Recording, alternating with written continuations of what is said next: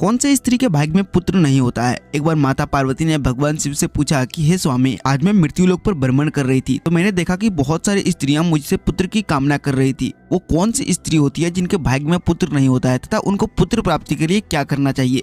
भगवान शिव पार्वती से कहते हैं कि हे पार्वती, इस कथा को तुम ध्यान से सुनना और समझना। जो भी इस कथा को ध्यान से समझता है उसे पुत्र की प्राप्ति अवश्य होती है। भगवान शिव कहते हैं कि हे पार्वती, चोलापुर नगर में एक सेठ के 2 बेटे थे। उन दोनों बेटों की शादी हो चुकी थी और सेठ के बड़े बेटे की बहू को एक बेटा था और छोटे बेटे की बहू को एक पुत्री प्राप्त थी। सेठ की पत्नी पुत्र को लेकर हमेशा अपनी छोटी बहू को ताना मारती रहती थी और उसकी छोटी बहू हमेशा ताना सुनती रहती थी। वो स्वभाव से बड़ी ही सुशील थी। एक दिन उसकी सास सुबह मंदिर जा रही थी। उसने छोटी बहू को खाना बनाकर रखने को कहा। जैसे उसके सास वहाँ से बाहर निकली वैसे एक साधु दरवाजे पर आ गया और मांडवी से भोजन कराने को कहने लगा। तब उसने सोचा कि अगर मेरी सास मुझे डांटेगी तो मैं कह दूंगा कि मैंने अपने हिस्से का भोजन साधु को कराया है और खुद भूखा रह लूंगी। दोस्तों, पार्ट 2 के लिए वीडियो को लाइक